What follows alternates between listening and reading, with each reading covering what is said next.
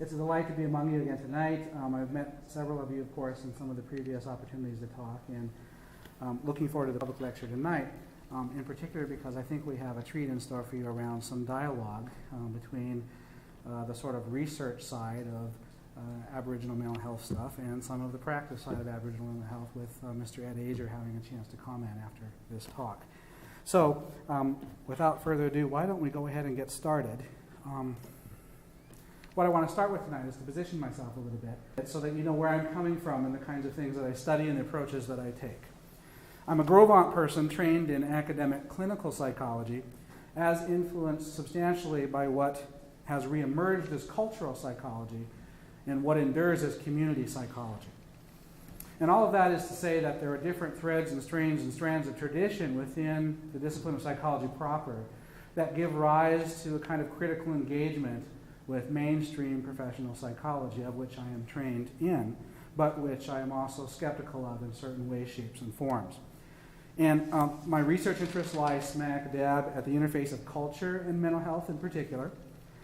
That is, I examine a set of cultural, political, and ethical quandaries at the interface of conventional mental health services and indigenous customs and practices in what we might refer to as post-colonial Native America, the post in parentheses, because it's not exactly clear that we're post-colonial in every sense of that word. Tonight I want to address a few themes, and I've listed those here for you: the convergences and divergences of cultural practice in post-colonial societies, the interplay between dominant and subjugated knowledges and subjectivities, and the ethical and political implications for substance abuse and mental health services that arise in post-colonial contexts in particular. Now, I'm just going to skip ahead a little ways here. Essentially, in the different kinds of work that I've done, I've come to the conclusion that we really need to rethink some of our assumptions in mental health and substance abuse treatment services relative to the cultural practices of our tribal or Aboriginal nations.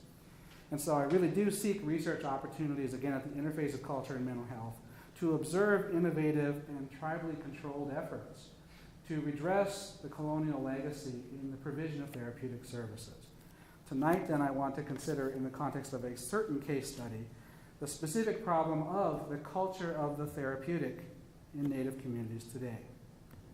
So we consider the culture of the therapeutic in Native communities. No one's going to dispute, on the one hand, that there is this persistent prevalence of community distress and dysfunction in many of our settings, owing in large part to the colonial legacy and lots of things that have unfolded from there. In response to that, of course, there is this proliferating presence of community-controlled programs and the services that are designed to redress these distress and dysfunction in increasingly prevalent ways. But I think there are a set of challenges that inhere in our effort to redress these kinds of problems, owing to, first, the historical divergences in therapeutic practices that we can observe between Native America and the West, and also because of our contemporary commitment to therapeutic integration. It's very, very common in Indian country, in the States and in Canada, to find efforts by Native communities in the services they control to integrate Aboriginal therapeutic tradition with modern Western therapeutic modalities in creative and innovative ways. And so the purpose of my talk here tonight is to consider the prospects and pitfalls that inhere in Native community efforts to integrate therapeutic traditions and practices in the context of a specific community case study. The research setting that I spent some time in, I'll refer to here as a Northern Algonquian First Nation community in central Canada. And it's a community, reserve community, that enjoyed many aspects of the hunting and trapping economy all the way up into the 1970s, when, because of provincial hydro efforts, a lot of the homelands were flooded and that way of life became much more difficult to carry out. The specific institution that I spent time in was a Healing Lodge substance abuse treatment center. And this treatment center, it's important to note, was first and foremost band controlled. That is, the board of directors were comprised of a particular First Nation band and therefore under the supervision of the local community. And it was tribally staffed. That is, some 23 of the staff members employed there were, in every instance, Native, and in all but one instance is a member of this particular Northern Algonquian group, and with certainly the majority being of this particular band in membership. And probably more importantly than that, it's really distinctive for being regionally accredited by Health Canada. In the States, our substance abuse treatment programs that are controlled by Native nations are often accredited. My understanding is that in Canada that's not as common. And so the last information I received, this lodge had been reaccredited passed with flying colors, one of the best scores in the local region. So it maintains an accreditation which does distinguish it for its accomplishments. There were 3 different kinds of programming offered through the Healing Lodge. There was an inpatient program for substance abuse treatment in which clients would stay for 4 months at a time in an effort to obtain treatment or assistance for different kinds of addictions. There was an outpatient component in which community members, of course, being outpatient, would be able to come in and participate in services for 10, 11, 12 weeks at a time, and a referral component, the NADAP programs, which many of you are familiar with, which is designed to be kind of screening and referral to different treatment programs according to the client's needs. There were some real interesting explicit goals of the Healing Lodge programs, and these are listed here. What I want to call your attention to as you look at those is this explicit commitment to integrating Aboriginal healing practices and Western therapeutic modalities. Because in part that's what makes, I think, this particular instance quite compelling as a way to sort of examine the prospects and pitfalls of attempting to do that. The other thing I think it's important to note too is that because we're going to be talking about issues of power and the ways in which Native people sometimes get the short end of the stick on these kinds of things, is to recognize that the clientele of especially the outpatient program, which is where I spent most of my time, are often cornered, I put here, in the sense that they're participating in programs because things have gone wrong in their lives to the extent that the courts have intervened and there's pressure to either get help or get treatment for your trouble or perhaps go to jail or something like that. So I just want to clarify for those of you who aren't clear about how these things work that this wasn't the case of people out living their lives who are having difficulties and decide, hey, I need therapy, and deciding to walk in voluntarily to get services because that's something they would really desire to benefit from. It's not that there are none of those folks. I think there are probably some of those folks here, but the majority of the folks that I talked to anyway were there because someone had said they really needed to be there or else face other kinds of consequences. The kinds of research questions I brought, I refer to here as models and metaphors inquiry. Essentially, the Aboriginal Healing Foundation, which funds a great number of these sorts of programs throughout First Nation communities in Canada, was interested in having documented some of the descriptive practices around healing in each of these different settings, 5 settings in particular throughout the nation. And the goal then, as a team of folks going to different communities, was to pretty much describe the models and metaphors of healing as they existed in the grant-funded programs that Aboriginal Healing Foundation had sponsored. So models simply is asking the question of what does therapeutic practice look like in this setting? So it's an attempt really just to describe what are healing activities that are happening in each of these cases. And the metaphors of healing was meant to refer to essentially the meaning of therapy.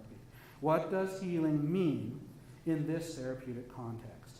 And I refer to that then as an exploration of discourse. What did therapeutic discourse look like in a distinctive setting? And finally, in this particular setting, because of its very progressive and forward-thinking interest in integrating Aboriginal tradition and Western modalities, I was interested also in examining the prospects and pitfalls of this integration effort. What happens when you try to bring Aboriginal healing tradition within what otherwise is a sort of a bureaucratized and accredited healthcare institution? And so I brought to that particular question a set of cultural analysis that I want to share with you today. I refer to this method of the study essentially as quasi-ethnographic, 7 weeks of participant observation, owing to lots of bumps and snags in my own travel efforts and so on. It was across 3 different visits. I did a lot of interviews with staff, with clients, especially graduates of the program. I depended on the staff to bring in and refer clients who would be helpful to talk to, and they had an interest really in folks who had gotten most out of the program, which included a lot of the graduates. And finally, other community members as well.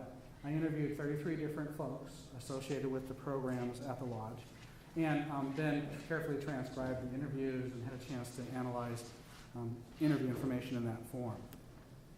You can see here that the breakdown of these semi-structured interviews included 3 administrators, 4 counselors, 11 clients, and 15 others who were associated with it. They might have been counselors in other aspects of the programs that were being offered, or board members or community members with experience in the residential school system. Because the focus was on the outpatient program, and the outpatient program being funded by the Aboriginal Healing Foundation meant that there was an explicit targeted interest in redressing the residential school legacy. And because of the way residential schools worked in most of these communities, the residential school legacy pretty much touched everyone's lives. And so there were some folks I talked to who were more conversant in themselves, had gone through residential schooling and so on. Additional source of information, of course, were various kinds of documents or records that the lodge kept, as well as an extant ethnographic record that anthropologists might have compiled, not specifically about this one band, but about this group of people more generally. And you'll see where that comes into play later. As I said, my focus was primarily on the outpatient program, whose task was to redress the residential school legacy, including, as I said, intergenerational effects, so that most people in the community were understood to have been impacted in some way, shape, or form. And the analysis strategy was essentially a content analysis of interviews as contextualized by these other sources of evidence, like the participant observation, like the ethnographic record, like the documents, and so on. I gave somewhat greater attention to the discourse of the staff, and that's in part because you can imagine clients of different kinds of services who talk about their experiences are not necessarily going to be the most thoughtful or conscious of all of the therapeutic aspects that go into the kinds of experiences they have. Staff, being trained therapists and knowing those things, are going to have a great deal more to say about the ins and outs of healing, right? So in some ways, there is a bit of greater attention to staff discourse, and there's certainly a greater dependence on interview data. There was important participant observation stuff going on, but that really was a lot of background context. So let's talk about what I found in terms of characterizing or describing both the practices of healing that happened in the Healing Lodge, as well as the discourse of the therapeutic.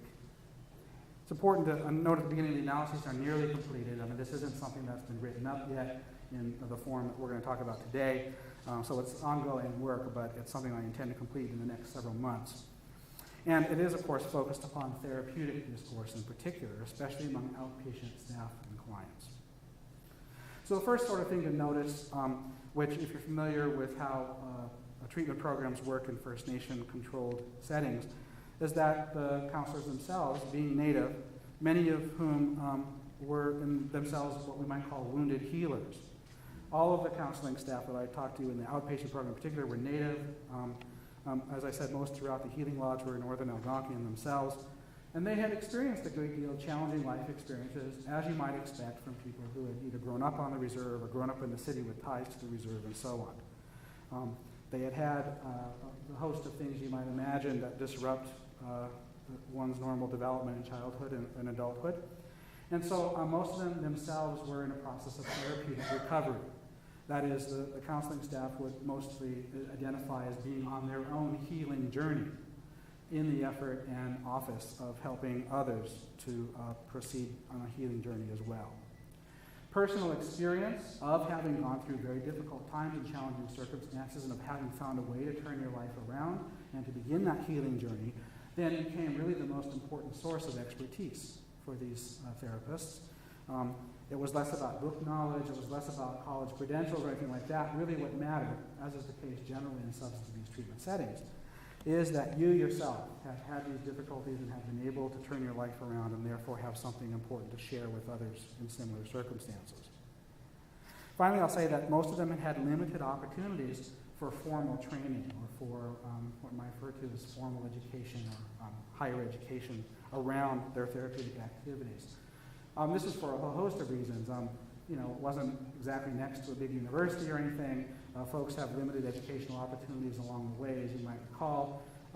What's surprising, I suppose, in the context of all this is how much training and certification folks did try to get. I mean, people would travel long distances and stay at faraway places for weeks or even months at a time to get some kind of credentials and orientation. And so it was really quite remarkable. And yet, just to be clear, that we're not talking about people who have by and large bachelor's degrees or graduate training or anything like that. It's other sorts of training that you're able to get when you're in a remote place and trying to get some orientation. So what were the therapeutic practices that I observed during my time at the Healing Lodge? Well, in practice, the therapeutic staff would break these down into two categories. There were Western approaches and there were Aboriginal approaches. So let's start really with the Western approaches. The backbone or the foundation of the Western approaches that the staff used were the 12 steps and 12 traditions of Alcoholics Anonymous. That's not so surprising, right? But that's, in many instances of substance abuse treatment, really the backdrop or foundation for these kinds of efforts. On top of these, or in addition to these, were lots of other kinds of approaches or techniques or interventions that were either offered in modular form, sometimes as a class or a workshop, or sometimes in a lecture setting, or ones that certainly the staff were quite interested, even committed to and wanting to bring into the treatment setting. So these included inner child explorations, grief exercises, anger discharge work, energy work, guided imagery, meditation and visualization, relaxation training, genogram mapping, Reiki, neurolinguistic programming, and acupuncture. Now that's not to say that a client coming here is going to get acupuncture or Reiki. In particular, those were two things that people, some of the staff were themselves very interested and committed to and wanted to bring into the setting. Those were two instances where those weren't necessarily what clients got while I was there, but there was interest in seeing that be offered as an alternative. And so we can see here that when we talk about, the staff talk about Western approaches. We're talking about approaches that are really alternative in a lot of respects. We're talking about approaches that are grounded first and foremost in conventional substance abuse treatment, but also to some degree in popular psychology, like inner child explorations or grief exercises, complementary and alternative medicine, and even some new age aspects like neurolinguistic programming, some of the energy work, and so on. And I think in some ways what determined what was offered or of interest to therapeutic staff was what was regionally available. And these were things that folks could find, certainly on the internet, because the internet gives us all access to global kinds of approaches and alternatives, but also what they were able to get through going to a nearby province for a training of some kind or going to see a medicine person or what have you. And this is the stuff that was in circulation. Their appeal in particular, I think, lies in sacred principles. What's sort of interesting about all of these things is that they're kind of alternative to the mainstream sorts of secular therapeutic interventions that you might find in mainstream clinical approaches. Emphasis on, whether it's sacred principles or mysterious energies, there's a spirituality to it that I think made them very appealing and seemed to be relevant. Notably, there's an absence, really, of what we might refer to as evidence-based practices. Some of these mainstream clinical approaches in substance abuse treatment, for example, what's known as brief intervention or relapse prevention or motivational enhancement therapy. These are secular therapies that the mainstream, even researchers, have pioneered or developed and tested with random clinical trials to see if they really do help people recover from substance dependence. And these are ones that happen to have gotten evidence to prove that. But again, in common with the vast majority of substance abuse treatment programs, those aren't really what's in evidence here. And I think that's true for a few reasons. I think one is that, again, like most substance abuse treatment programs, you don't find those kinds of things. There's kind of a limited exposure or even openness to what's considered effective or helpful treatment. And again, AA has a way, an ideology associated, if you will, that helps to police what's considered acceptable. I think there was, again, a lack of the kind of formal training that might expose people to some of these more mainstream things. But I think most foremost, it was really that they're too secular. These Mainstream programs are, built in the expertise of practitioners to be able to guide people to awakenings of various kinds. They don't have any spirituality built into them at all. And I think in part for that reason, we find an absence of evidence-based practices because they just don't seem to ring true to what would help people in this setting recover.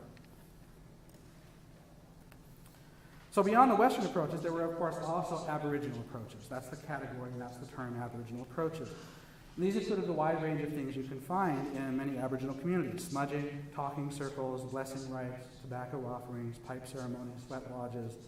In this community, there were fasting camps, and the Healing Lodge staff actually brought clients out to experience a fasting camp, many for the very first time in a week or two in the summers. So a very deliberate effort to try and socialize folks who might be alienated from their own traditions and heritage into some very important ritual experiences. While I was there and left and came back, there had been a shaking tent, the first shaking tent, I was told, in some 5 decades in the community. But unfortunately, my visits coincided around that, so I wasn't able to partake of that. Interestingly, herbal medicines were not really in evidence in the healing traditions of the substance use treatment center. But what's important to recognize is these were really institutionalized modalities. These weren't, is there someone here who can do it? There was, in fact, weekly sweat lodges, and it was you could count on the afternoon of the day when it would be there, and clients would know that they could go partake. There was a full-time traditional counselor, a person who was skilled and experienced in important ritual processes, who would run the sweat lodges, for example, and whose job was to be on premises as a traditional counselor. And in fact, the staff were very proud that they counted 7 in their number who identified as traditional pipe carriers. So there were, obviously then, this important salient presence of traditional approaches, or Aboriginal approaches, in the Healing Lodge efforts. Now, anytime in Indian country, in a native community, when you've got cultural kinds of practices going on, you're also going to have contestations of various kinds of cultural activities as well. And this is no exception. There were some of those here. One source of contestation was the role that Pan-Indianism should or should not play. There were, for example, people might smudge with sweetgrass, and yet sweetgrass, if I understand correctly, is not really native to this part of Canada. And that would be an instance of having imported from somewhere else. So Pan-Indianism, there were some people who thought we really do need to watch ourselves to guard against the role of influence that Pan-Indian could play in this community, whereas others were really indiscriminate and were happy to incorporate anything that was native in origin or flavor.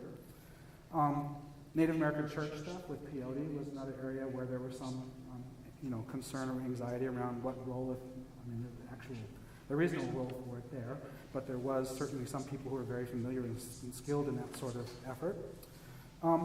There were some folks who felt that the turn to culture by some of the staff, this was a staff member or two who felt like other staff members perhaps were a little too superficial in their cultural practices. So I guess the term that I heard was a popcorn elder. Which is a way of referring to the fact that it refers to Cracker Jack. When you open the Cracker Jack and you find a token, this was, I guess, a fairly pejorative way that an individual reflected the fact that some folks had maybe become tradition kind of late in life, and there was contestation about how authentic was this really, and how far back did it go, how deep were its roots, and how authentic was the practice and the sincerity behind it. And finally, we want to think about traditionalization efforts as well. So there were certain instances, of course, where there might be a practice that people have come across. I remember one around energy work, which I took, the best I could understand, probably came from sort of a New Age notion of how energy percolates throughout all material. But some of the staff are in a traditionalization process, willing to say, we have philosophy and tradition that speaks to this same kind of thing. And so, when I have this bag of rocks that I was able to purchase somewhere that has energy to it, that resonates very deeply with our own past and tradition in ways that we might call traditionalization of some of these outside efforts. So clear variety of Aboriginal approaches offered here, some contestation around it, which you find in any Indian community that I know of. Now let's turn then to therapeutic integration proper. Recall, of course, that one goal was to provide an integrated and holistic therapeutic approach to healing and wellness for individuals, families, and the community, utilizing Western and Aboriginal approaches. And I think the importance of this integration effort is very clearly conveyed through the vision and mission statements of the Healing Lodge. The vision statement as here is paving the red road to wellness. The mission statement was the Medicine Wheel Firekeepers, empowering healthy lifestyles. And one administrator elaborating on these statements as follows. Quote, the mission has been revised to state that we are Medicine Wheel Firekeepers, empowering healthy lifestyles. I mean, those statements are memorable. They're imbued with the symbolism of our people. The medicine wheel takes in everything that we know, have known, and can accommodate what is to be known. The medicine wheel is that encompassing. Firekeepers are simply helpers, and that's how we view ourselves, as not the keepers of the medicine wheel teachings, but rather the helpers keeping those teachings alive and well, and palatable for a growing number of people. Another administrator added, quote, even our vision statements, we wanted to make them unique to the Aboriginal. We're going to put that medicine wheel there because we don't just want a vision statement that any white person can use. We want it to be unique. We want it to stand out so that when they read it, they'll know it's an Aboriginal vision statement. My point here is simply to recognize that the diverse therapeutic activities of the Healing Lodge were really unified by their conceptual assimilation within the powerful Aboriginal symbol of the medicine wheel. Now, many of you know what a medicine wheel is, but just for those who don't, it's a circle bisected by two perpendicular lines that cross at the center. And these lines therefore yield 4 spokes at right angles to each other that therefore within the circle demarcate 4 quadrants. Conceptually, this symbol represents the holistic balance and integration of 4 constituent parts within a unitary totality. These 4 ways are really represented spatially. And so the prototype for these 4 quadrants around the circle are the cardinal directions, east, south, west, and north. And a second significant aspect of the medicine wheel is the cyclical representation of time. And the prototype there is the 4 seasons, the spring, summer, winter, and fall and winter. So as you can see, the medicine wheel images the unity of directional space and cyclical time within a coherent whole. Thus, the evident conceptual advantage of the medicine wheel is an explicit recognition that any element considered in detached isolation from the other 3 distorts reality, yielding disharmony and disintegration. And endless phenomena, in fact, can be accommodated with the medicine wheel beyond the directions or the seasons of the year, for example, the races of humanity, various totemic animals, sacred plants, and so on. And let's just do this here. In lodge activities, the most important of these, of course, pertain to human experience. The emphasis on 4 basic constituents was linked to the very essence of native personhood. Quote, I mentioned earlier this evening that a return to the medicine wheel teachings entails a return to everything that is, that was, and that can be known. In former times, an Indian person lived by certain values. We say Neanawe in our language, Neanawe. When you ask a native speaker what that word means, 90% of them will tell you, speak this language, when in fact the meaning of that word is much deeper because it talks about who you are and what you are. Neanawe. There's a root in there that speaks to a number. Now in our language is 4.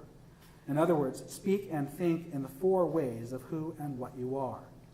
What that means is we are a people who move and behave in 4 ways. Not surprisingly, then, the medicine wheel is used to characterize human psychology. And essentially here we have what I call a topography of the self. One counselor noted as follows, quote, it just all boils down to mind, body, spirit, emotion. Mind, body, spirit, emotion. Those 4 aspects of our being have to be involved. It also, of course, offers a rendering of the full human lifespan, the 4 stages of human development, or the 4 seasons of life, if you will, from dependency at birth to dependency in old age, child, adolescent, adult, and elder. Explicit efforts of the counseling staff were directed to instruction of clients in the therapeutic implications of the medicine wheel. Quote, I try to make people understand about the medicine wheel concept. The medicine wheel is a concept. It's an idea. It's a philosophy. It's not something that you can carry around with you in your pocket. You can use that concept. You can use those teachings in every aspect of your life because it includes the whole universe. We are but a speck of that whole universe. But we are interrelated, and we are part of that whole universe as we see it. The medicine wheel teaches us the good way of life. It teaches us about all our being, not just our mental, not just our physical, not just our emotional, not just our spiritual, but all of it. In sum, therapeutic integration was achieved between Western approaches and Aboriginal approaches in symbolic terms by subsuming diverse therapeutic techniques and practices within an overarching orientation to selfhood provided by the medicine wheel. Let's turn now to therapeutic discourse proper, that is, the meaning of healing. In this study, healing was seen to have distinctive explicit and implicit meanings. Let's first consider the explicit meanings of healing. Explicit meaning that which people are pretty easily identifying, able to converse about, very conscious of. Healing was explicitly described as an ongoing process that involved a bunch of things: the cultivation of appreciation, a repudiation of judgmental self-righteousness, an understanding of one's past, an acceptance of difficult realities, dealing with problems head-on, getting to know oneself, finding one's purpose in life. Moreover, healing for this community was understood by lodge staff to require a post-colonial reclamation of cultural identity and ritual practice, which of course is why it's so important to integrate the Aboriginal within the setting, because there has to be this relocation to a robust and vital cultural identity for healing to occur. One administrator described the connection between identity and lifestyle succinctly, quote, "Because I believe, and nobody has ever been able to convince me otherwise, that a person who knows who and what they are simply makes healthier lifestyle decisions." In sum, healing was described as a process of positive existential transformation, stemming from activities and insights that effectively linked the imperfect and vulnerable self to a more hopeful and compelling sense of purpose. Such purpose, it was assumed, was conducive to valued and meaningful engagement in the world. Now, I talked about the explicit meaning of healing in this way. It's really a summary portrait of healing. No one person said, healing is ... and said what I just said. It's a synthesis of many perspectives and experiences. Nevertheless, I think that this, as an abstraction, basically kind of summarizes and characterizes what I understood people to be saying as the meaning of healing. There was another sense, of course, in which healing was implicitly understood and latently practiced in the programs of the Healing Lodge that was shared by nearly everyone involved, whether it's clients, counselors, or administrators. In this latter sense, the implicit sense, the latent sense, healing indexed the power of talk to purge personal pain toward the refashioning of a more functional self. In essence, healing, in this latent implicit sense, was a talking cure. Everyone talked about talk in the setting. Counselors observed, for example, how challenging it was to get their clients to talk in group meetings or in one-on-one counseling. Clients recalled extreme discomfort about staff expectations concerning therapeutic talk, especially during their initial transition into lodge activities. The difficulties associated with eliciting therapeutic talk from clients was attributed in part to enduring cultural norms governing verbal communication. So the staff, expressing some frustration or at least acknowledging that there really are challenges to get clients to learn to talk about their experiences in a therapeutic way, we're acknowledging explicitly that one reason that's hard is because they're not used to it and that's not really the way we do, and so on. Nevertheless, healing was universally understood to require engagement of clients in therapeutic talk. And the kind of therapeutic talk to be engaged in is premised on three closely related assumptions. The first is the assumption of emotional burdens. That is, first, the therapeutic utility of talk was grounded in the belief that lodge clients carried deep personal pain as a result of traumatic or devastating experiences earlier in life, oftentimes during childhood. These experiences frequently are attributed in some fashion to colonial disruptions of community life, including the atrocities of the Canadian residential school system. These result in emotional burdens were understood to weigh heavily upon client lives, continually overloading or derailing individual efforts to find serenity and happiness. All of the counselors were quite familiar with the effects of these emotional burdens. Quote, some of our Aboriginal people experienced emotional, mental, physical, and sexual abuse. Because of those experiences, a lot of them never recovered. A lot of them had turned to alcohol as a means of escape. A lot of them didn't get the counseling they needed because the counseling services weren't available in their reserve, or the mental health or the psychologists that come in now. They never dealt with their issues. And some of them have never had an opportunity to talk about what they experienced. And they may end up crying when they're talking to you because they need to be able to talk about it. A lot of them didn't talk about it. They kept it inside, and then it just built up like a pressure cooker. Another counselor observed, quote, we have a lot of people yet that can't open up. Whatever happened over there, they just as soon leave it over there. But the thing is, it doesn't stay over there. It stays with them. And that's what they have to realize, that it doesn't go away until they deal with it. Face it head on. And yeah, we've had people break down. I've had people that are so overcome by emotion that they go into convulsion. We've had people like that. And that's how powerful these traumatic experiences can be. There's a lot of cases where a lot of psychological damage was done. And a lot of it will probably never be touched upon or even revisited there. People have gone to their graves with a lot of grief, a lot of sorrow, a lot of hurt, a lot of pain. Finally, one other counselor added, I carried my sexual abuse for 40 years before I was able to talk about it. And I can imagine a lot of our Native people today are carrying a lot of heavy, heavy stuff that you can't unload. And then we wonder why you turn to alcohol. That's the reason why I turned to alcohol, to numb the pain, because that's what it does. It numbs the pain. And so today we address social problems, and oftentimes right away we label it, well, it's an alcohol problem or a drug problem. Personally, I don't see it that way because there's something far beyond that. That person has an alcohol problem for another reason, for something bigger than that. And so the key concept here with regard to emotional burdens is that past personal pain, if unconfronted or unexpressed, can undermine present-day functioning.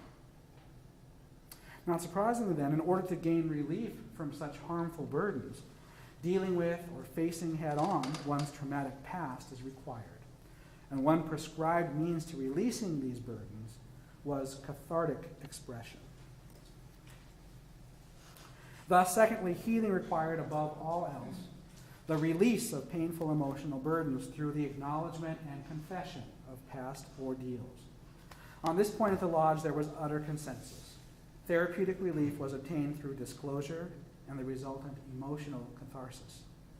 The counselors themselves had experienced such release. Quote, I find that pain and that not disclosing is buried inside you. And if you want to keep it there and let it always bother you, then that's your choice. But if you disclose it, it's your healing.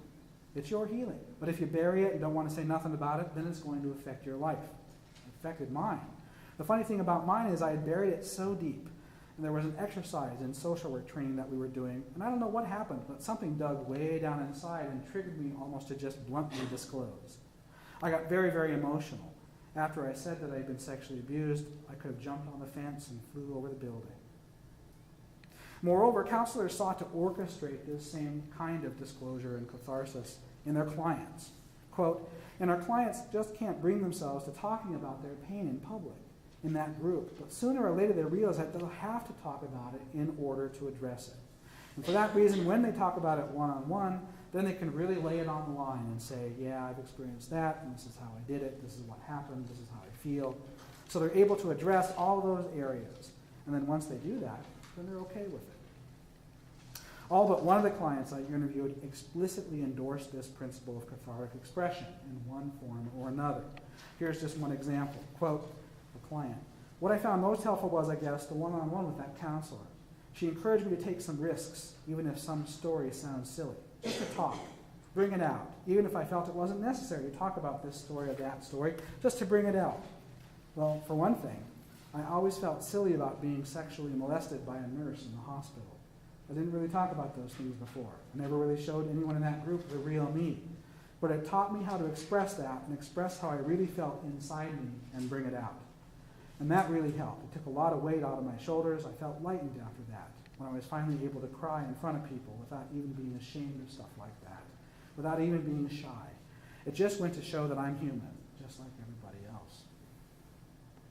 Thus, Given the wide prevalence of cathartic disclosure in the interviews of lodge staff and clients alike, it would be difficult to identify a more central tenet of the meaning of healing in this setting than that involving the verbal expression of deeply painful personal experience in service to emotional catharsis.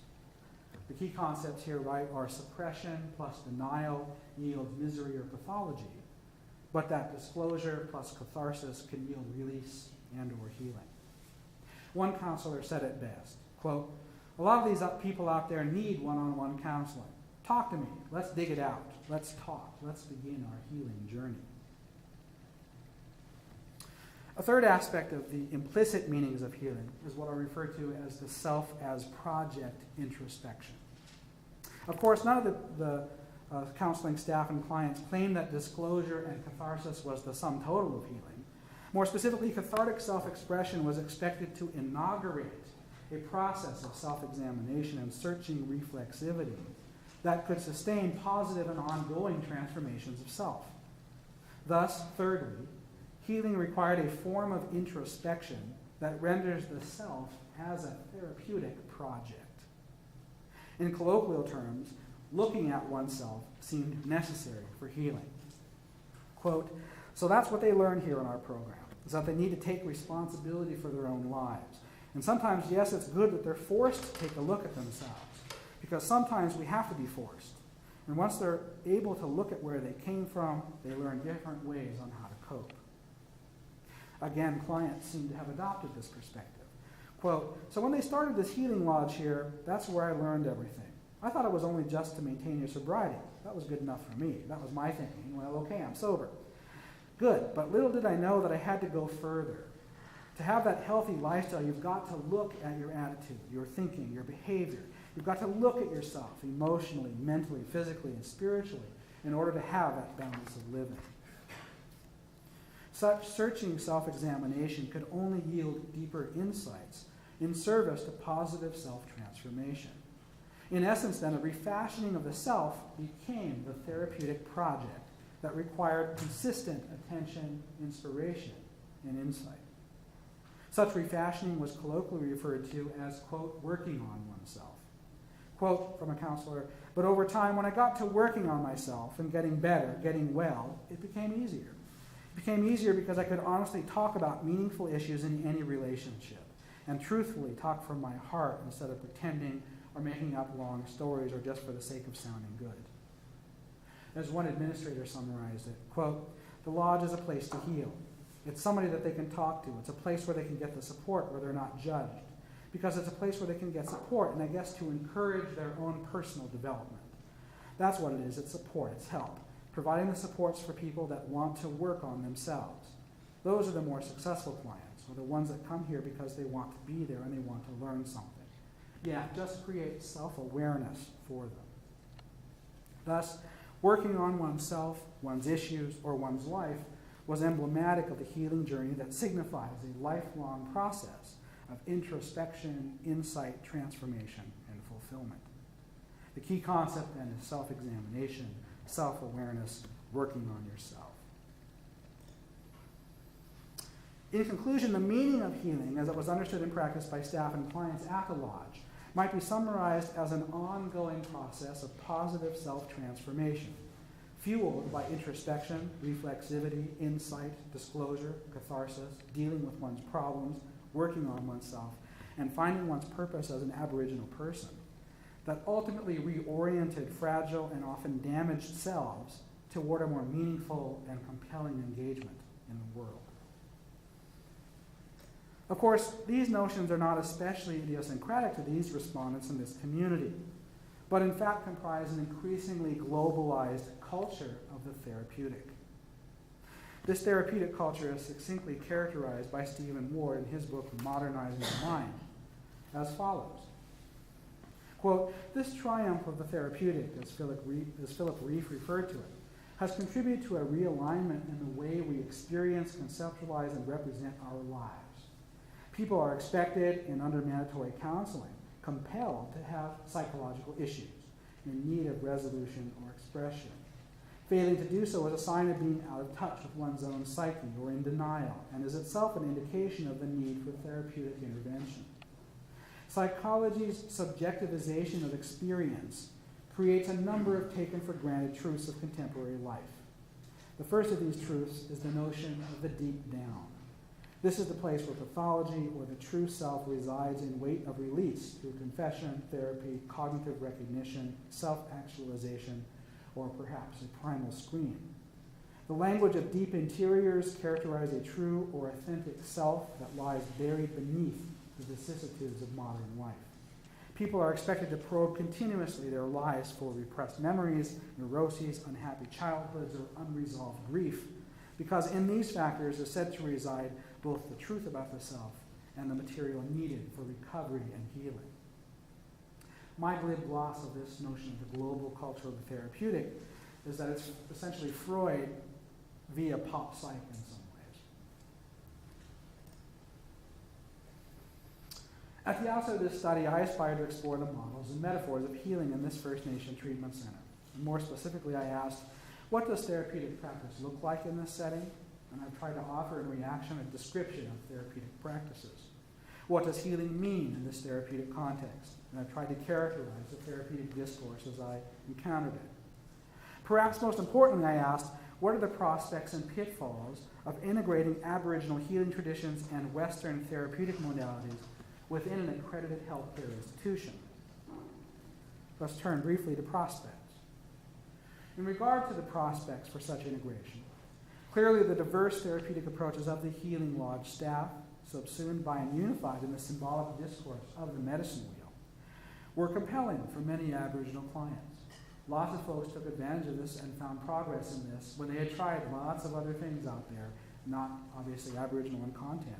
And so they really were remarkably accessible and important to many clients. A virtual consensus existed essentially among these clients regarding the unique appeal of the program's distinctive offerings, yielding in some instances remarkable transformations in client orientation and behavior. And there was a wide range. There were some folks who were miraculously transformed by these kinds of participation. There were a whole lot of others who were kind of importantly transformed, maybe not miraculously so, still struggling, but a lot better than it might have been otherwise. And of course, there were some who weren't, maybe didn't even participate enough to get the benefit. Even clients who continued to struggle with substance abuse and related distress, however, acknowledged at least some progress toward improved coping with life's challenges. So we want to recognize first and foremost that this is a distinctive effort. It matters a lot in the community. People are finding opportunity here that they aren't finding in other places, and that the degree of integration is really remarkable, especially because the institution itself is accredited by Health Canada, which makes it even more remarkable. So there are clear prospects to this kind of effort. But in the time remaining, I want to turn our attention briefly towards some perhaps or under-acknowledged predicaments of this sort of therapeutic integration that I observed in thinking about what I learned here. I think the pitfalls that I would have observed are grounded in the politics of cultural transaction, in the very real aftermath of a Euro-Canadian colonization. Namely, I wanted to point our attention to the fact that I think the culture of the therapeutic, when practiced in Indian country, yields a departure from historical notions of selfhood and social relations. And I want to take as our particular window into the departure of these historical notions, communication. Communication is an important window, I think, because self, the notion of self or what self might be, is obviously very deeply embedded, very implicit. And it gives rise to notions of emotional experience and expression. And emotional experience and expression is often indicated through communication of that kind. So communicative practices become one important segue into peering inward to emotional experience and expression beyond that aspect of the self. So I'm just going to focus for the rest of the brief remainder of this talk on communicative practices here. Given the central emphasis on talk within the therapeutic discourse of the Lodge, and indeed the emphasis on the instrumental role of therapeutic talk in communicating vulnerability, expressing emotion, and constructing self, let's cast brief attention to the sociolinguistic heritage of this rather populous Northern Algonquian people. And here I'll turn to some of the work of an anthropologist that many of you are familiar with, Regment Darnell, who's worked with the eastern bands rather than the Midwestern bands of this particular group of people, but who explicitly states that at least some of her findings concerning the social parameters of talk apply to Native North American peoples in general. So although she derives a lot of this from her work with Eastern Algonquian folks, she actually asserts that these generalize quite readily to almost all Native people. She starts with really giving us a window upon the divergence between communicative practices between these people and white Westerners with a cultural contrast. Quote, Moneyaw, or white man, is glossed as loud-mouthed. In everyday usage, it's more often a judgment of behavior, Darnell writes, a succinct commentary on interactional style. The Moneyaw does not know how to listen or think before he replies. It's not loudness of voice which is characterized, but a communicative style which is more aggressive than that of Indian people.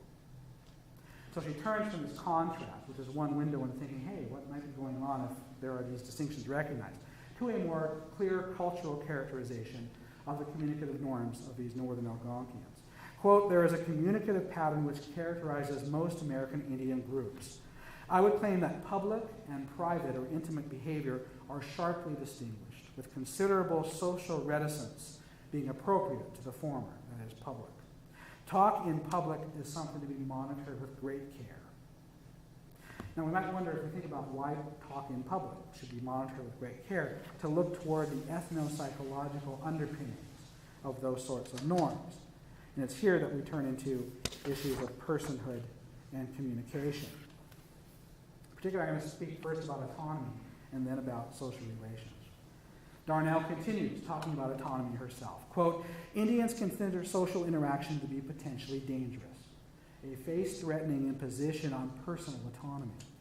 Personal autonomy is the crucial factor. Ambiguity is desirable in interaction because it mitigates the potential danger of autonomous beings opening themselves to one another without reasonable certainty of a non-threatening response. She talks about the metaphors that she found among these folks that describe the protection of autonomy. And in terms of these things, one is circles that intersect but don't overlap. So, when it comes to like interacting with other people, you might just kind of contact just on the outer skirt, but you don't penetrate into each other's kind of autonomous realm. Or stars that pass each other in the night sky is another metaphor that these people use to talk about the way communication and social relation works. Quote, one cannot come too close without destroying the personness that interaction is based on. To protect his precious autonomy, it's often necessary not to talk. When one does talk, it's often necessary to talk indirectly. One must make no blatant claims on another being. It's inappropriate, for example, to pose a question so that an immediate and explicit answer is demanded. She concludes in terms of her consideration of autonomy with, quote, verbal input is deliberately kept minimal. Other cues are used, like spatial positioning, relaxedness of posture, body alignment, and so on, precisely because they are deniable. That is, there's little risk. Now, if we're talking about communication, we're talking about the ethno-psychological underpinnings in which personal autonomy is really the driving motivation for governing talk in this way. We're obviously also talking about the way autonomy is interacted in terms of social relations. And Darnell continues, quote, Cree conceive interactions as basically asymmetrical. The one who speaks must have something to say which is not known to the addressee.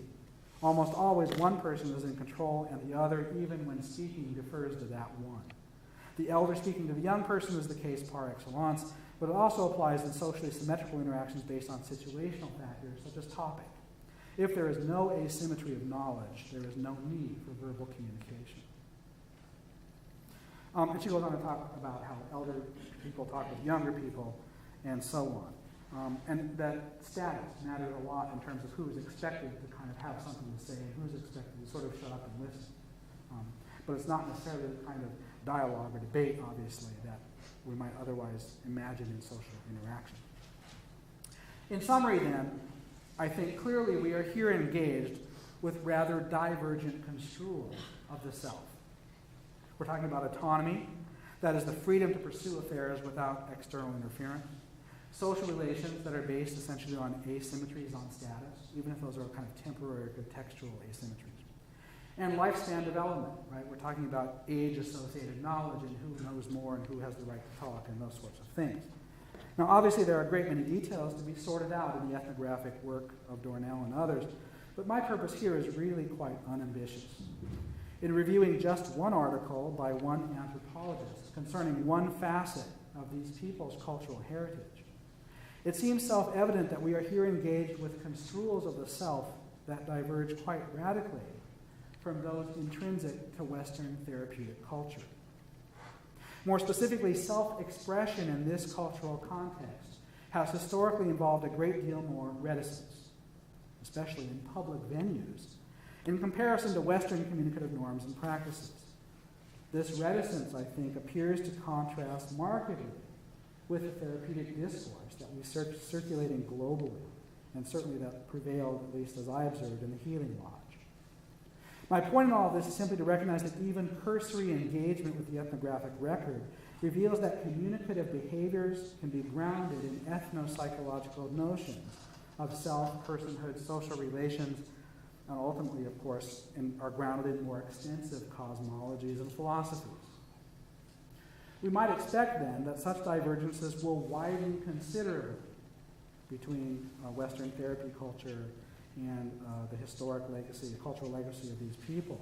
Once we venture beyond Darnell to consider the linguistic underpinnings of mind and emotion among these people as explicated by M.O. Junker, or the structure of knowledge cataloged for them by R.J. Preston, or the social relations with other-than-human persons described by R. Brightman, or the concepts of health elucidated by Naomi Adelson, or the extant healing traditions among them as discussed by J.M. Morse.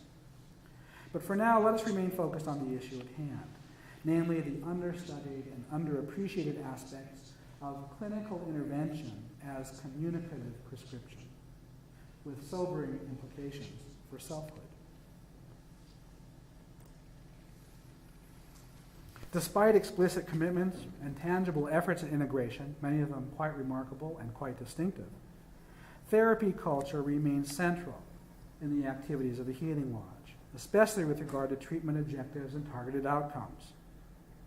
Furthermore, these subtle aspects of therapy culture, the emotional burdens, the disclosure and catharsis, the self as project introspection, were embraced with relatively uncritical enthusiasm by Lodge staff, despite what seemed to be rather profound cultural divergences in self, emotion, personhood, and communication between Western assumptions and norms about these things and local ones, and otherwise explicit concerns.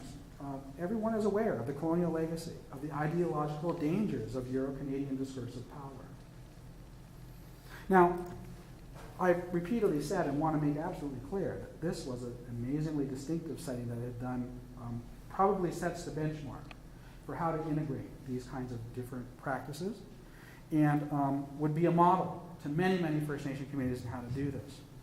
Moreover, I want to acknowledge that my analyses are not entirely complete. I haven't written this up yet. I've got some months to go. And there may be possible communicative precedents for this kind of disclosure and catharsis, self as project introspection, and so on. I encountered a very early document describing a white person's interactions with these people from the 17th century, I think, in which there's just one vignette in the entire book in which it's about confession of things you've done wrong or something you've done bad. And I want to take a look at that more to see if there might not actually be local or Aboriginal precedents for some of these more confessional sorts of talk. And we also want to acknowledge and allow for the fact that there is certainly a traditionalization process of what might otherwise be very desirable practices. And maybe it's fine that the rocks that were bought at the New Age store with energy in them can be re-traditionalized or folded into a tradition to the degree that there is kind of that sort of heritage for a community. But what I want to provoke you with today is the notion that the provision of therapeutic services that may be incommensurate with local thought and practice could in fact lead to a new form of colonial cultural proselytization of Native recipients of such services. And I think what we do here then is suggest that the self may continue to serve as a site of neo-colonial engagement and resistance, even with a culturally committed, community-controlled treatment center, whose staff members are comprised of community members. And I think this highlights a really compelling post-colonial cultural quandary. How might accredited and credentialed programs and practitioners properly translate their culture of the therapeutic, grounded as it is in Western ways of knowing and being, into locally meaningful practices in Native communities that A, avoid undesirable Western cultural positivization, even as they B, remain genuinely therapeutic. Together, these raise questions of cultural practice, questions of cultural politics. How realistic are opportunities for radical innovation in tribally controlled treatment settings, given the way funding streams work, given the way accreditation bodies function? How might such innovations be developed, evaluated, and disseminated in effective ways? With regard to cultural politics, how are we to conceptualize therapeutic integration in First Nation settings?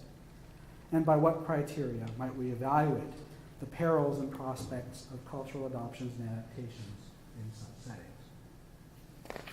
Now, I've had opportunity to share with you my particular take on my time at the Healing Lodge.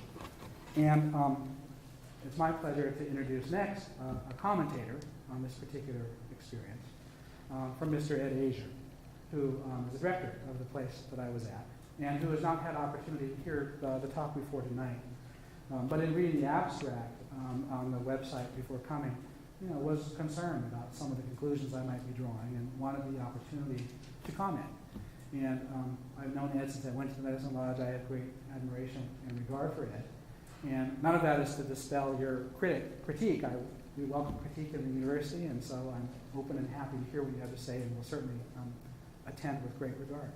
So I turn the floor over now to Mr. Asier for some time before we look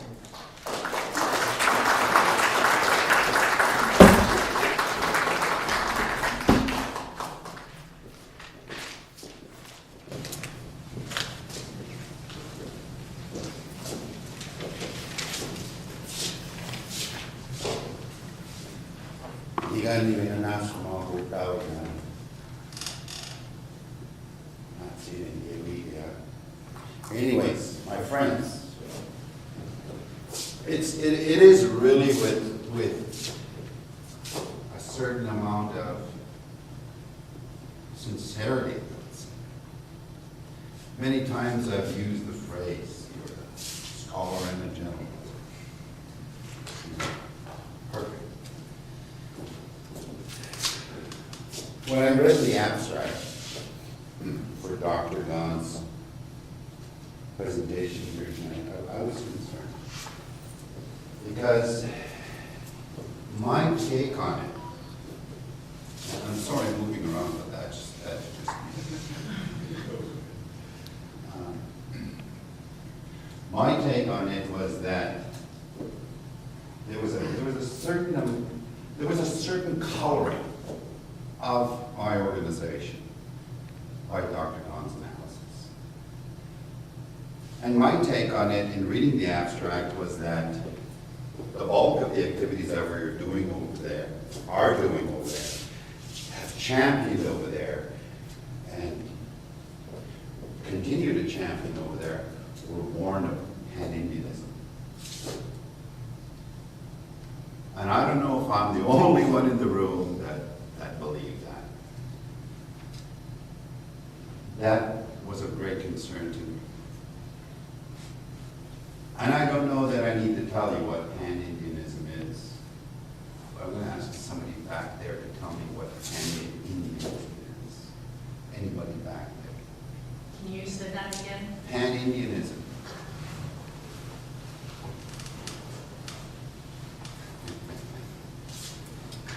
My understanding of Pan-Indianism is simply this: an individual who will run a sweat lodge, but will use pipe ceremony of the Sioux people, will sing Ojibwe songs, will do the feast in the style of the Arapaho, and call that Indian culture, or the culture of the people.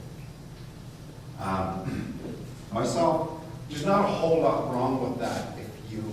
The only time that is problematic if that's where you stay. For those of you that have entered into this institution as students and have designs on going beyond Bachelor of General Studies or Bachelor of Arts degree,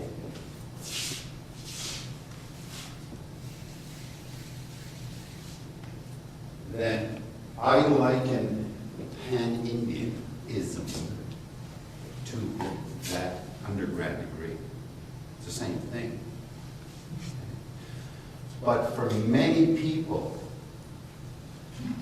whose cultures, and I don't want to beat a dead horse here, and I really hope that I'm pontificating in some respects here. But you all know what happened in Indian culture. You all know how fragmented it became through the residential school process. So for many people, their forays back into Indian culture, back into selfhood, back into personhood, is at a powwow, or at a round dance, or in a sweat lodge of a Sioux practitioner. And sure, they're going to pick up songs, they're going to pick up ceremonies, they're going to pick up ways of praying, ways of doing, ways of being. That is not of their linguistic group or their home community, or of their mother's way of doing things. It is simply a stepping stone to personhood. Myself, I'm 52 years old. I have a grandfather 5 times over. I won't tell you how many times I've been married because it's not true. I will tell you that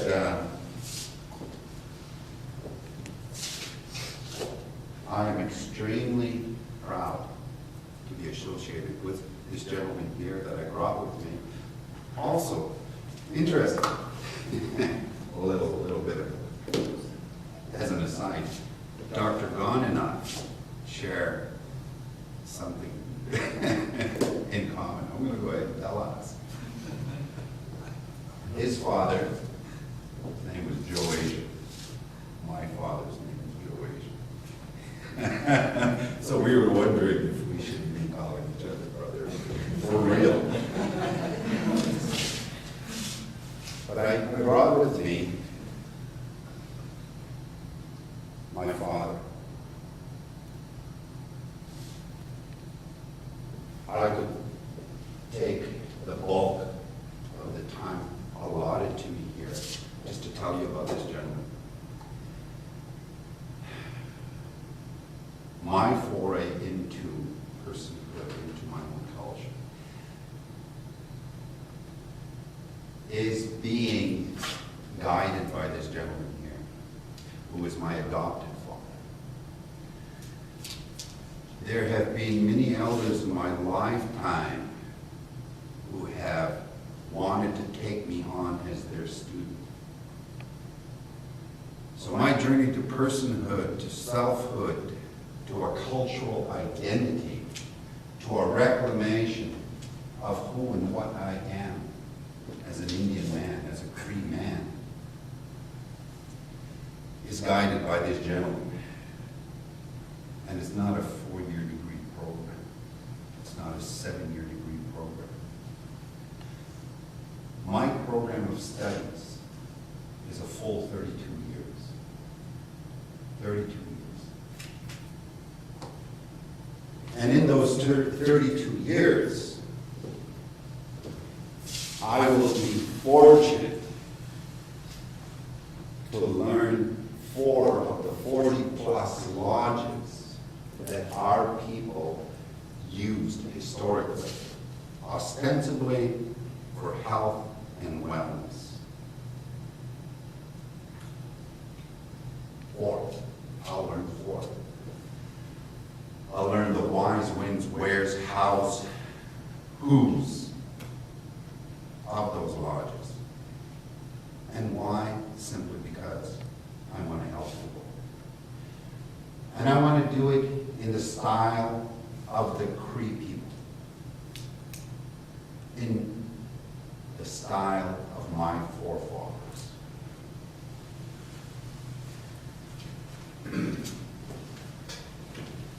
We at the Medicine Lodge really do believe that a person who knows who and what they are makes healthier lifestyle choices. When the Aboriginal community, with the Indian community, particularly with the Cree people,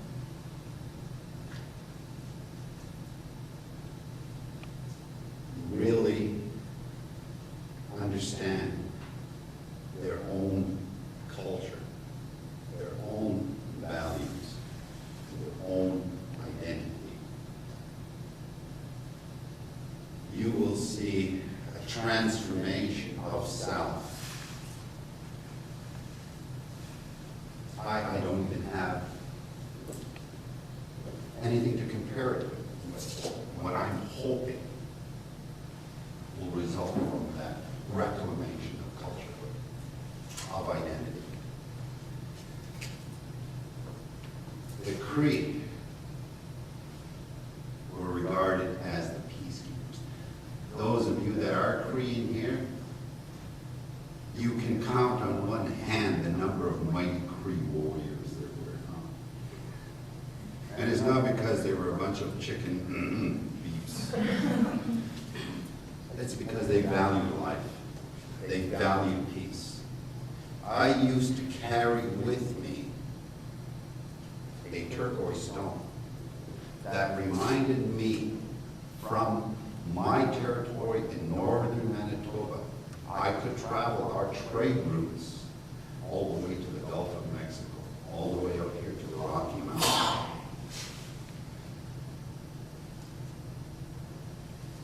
My ancestors were one of the earliest champions of cross-cultural exploration. Part of my training also comes from Eastern peoples, where I learned during my time with the Mohawk of their alligator dens. There's no alligators in upstate New York. But it talked, it spoke loudly of their desire for peace. And it can be likened to a certain extent the Cree people's desire for peace. How they got the alligator dens was that a group of their people made the journey down to the Everglades, and they spent time amongst those people. 2, 3, 4, 5, a season, 2 seasons, 3, 4 seasons, where they would learn the songs, the ways of these people, and it would bring them back. They wouldn't just bring back those ways, they would bring back a few of those people from Florida to learn about the Mohawks. Why? A people who know one another are less prone to fear one another and attack one another. Cree people, I don't know why we brag about this a lot more. Maybe it's just part of who we know what they are. But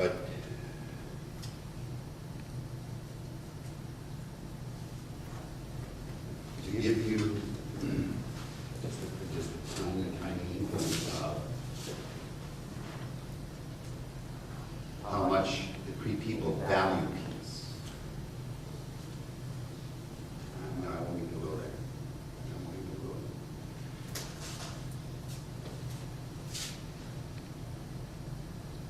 there. But we do believe at the Medicine Lodge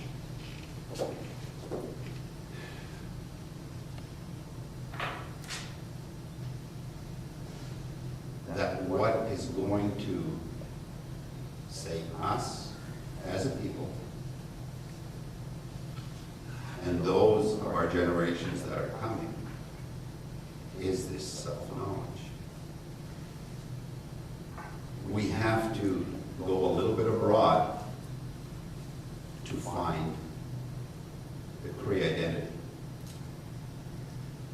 But the identity that we are finding is going to lead us directly to our identity at home. If you follow my drift, if you follow my reasoning. Number one, the ceremonies that I do are Cree. There's no ifs, ands, or buts about it. The songs I sing in the Sweat Lodge Sundance songs are from the Cree. The pipe ceremony that I do, Cree. The language I speak, Cree. I can trace that back through my teacher, my adopted father, to pre-contact times. The ceremony that I'm taught, that my adopted father was taught, Sundance. For you, Nahil, in the crowd here.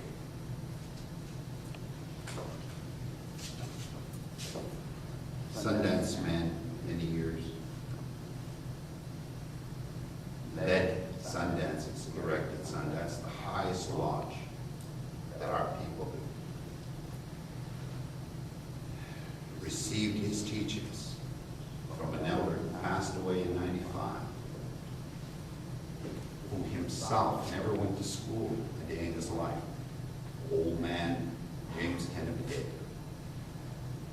He was a highly respected, regarded elder from Onion Lake, Saskatchewan. Never went to school a day in his life.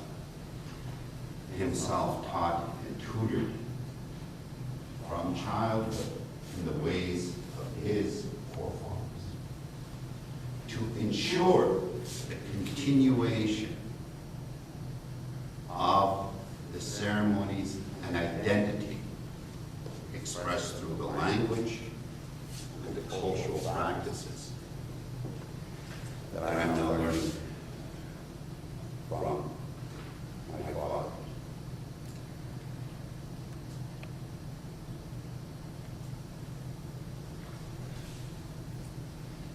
Why is this important for me? Why is this important for me to share this with you? Any opportunity I can to cast our practices at the Medicine Lodge and the organization as a whole in a positive light, I'll do it. I want to thank Dr. Don for raising in me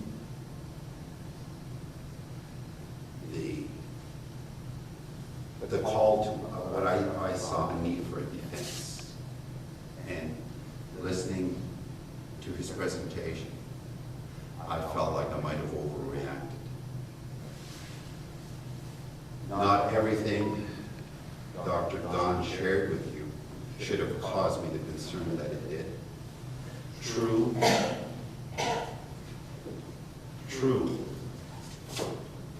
We do try to do the neuro-linguistic program. We do some repeat stuff. But through elders like Noah Cardinal, I try to ensure that the services provided by the Nelson House Medicine Lodge, Nelson House, Manitoba, which is part of the 54 center of network of treatment centers across Canada. And we're not regionally accredited, we're actually nationally accredited. Our accrediting body is the Canadian Council on Health Services. Canadian Council on Health Services is our accrediting body. It's a national, you need an international accrediting agent.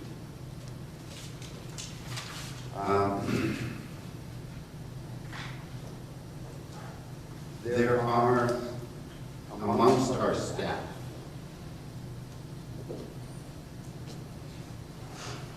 local individuals, but we also have Ojibwe speaking staff as well. We serve a national and indeed international clientele. We get clients all the way from British Columbia to the East Coast, from coast to coast. And there have been instances where clients from the United States have come to our treatment center.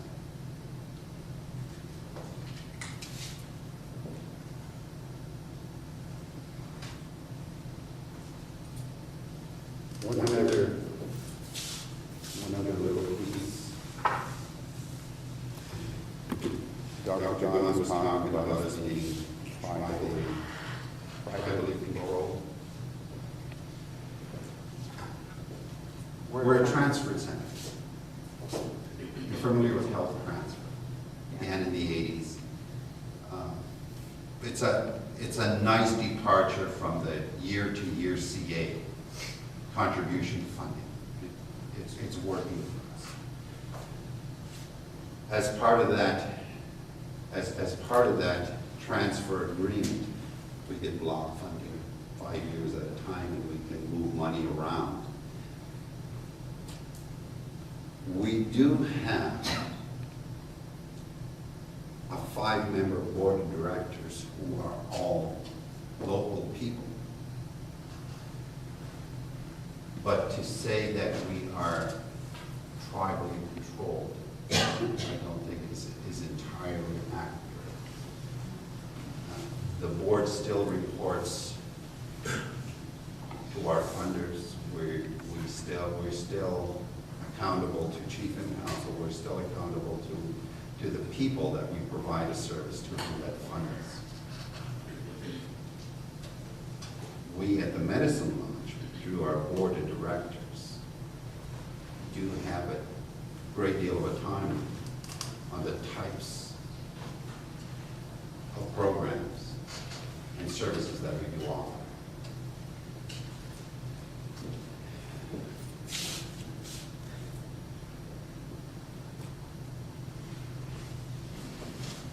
Cathartic expression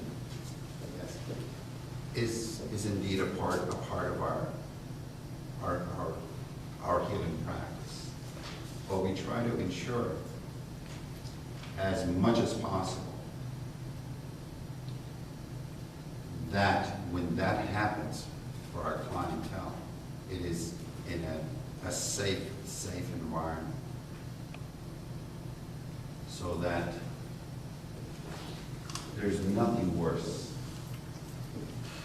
in our practice at the Medicine Lodge, anyways, encouraging people to cathartic and not being able to respond appropriately, not being able to help that person reorganize.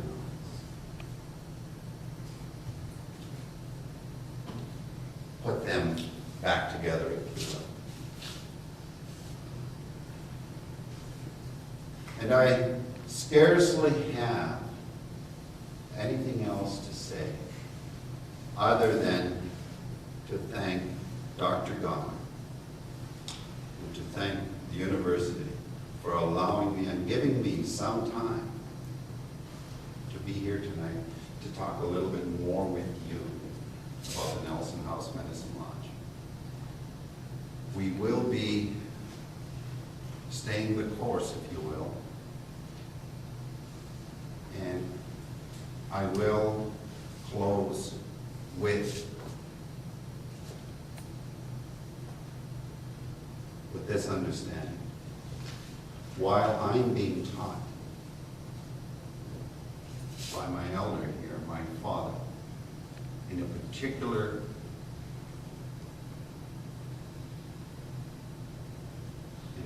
how would you say, a particular identity.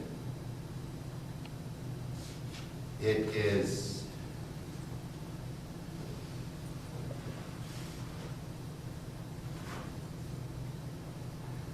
I'll say against the law. It would be highly improper of me to impose my teachings on my staff.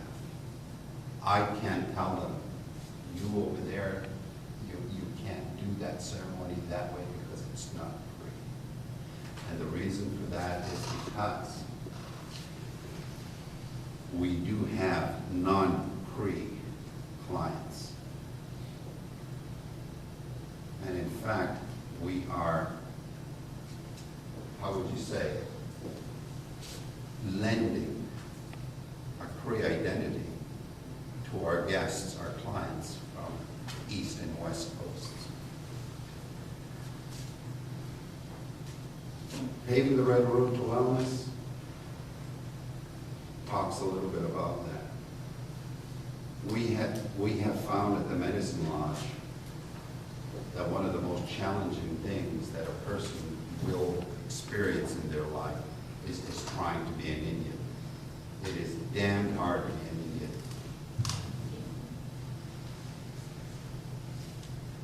And in my humble estimation, that's why a lot of our people have turned away in droves from their own culture. It is just too hard to be an Indian. I mean, you have to share everything. You always have to care. You always got to be kind. Sometimes you just need to be the opposite. But it is really hard to be an Indian. So at the Medicine Lodge, what we try to do is make it easier for people to reclaim a little bit of an Indian identity. So it's a bit of pan-Indianism effort in that way, but we're hoping that it will lead them to explore their own identity, be it Gros Ventre, be it Ojibwe, be it Sioux, be it Arapaho, be it whatever. Go home, learn your own people's ways.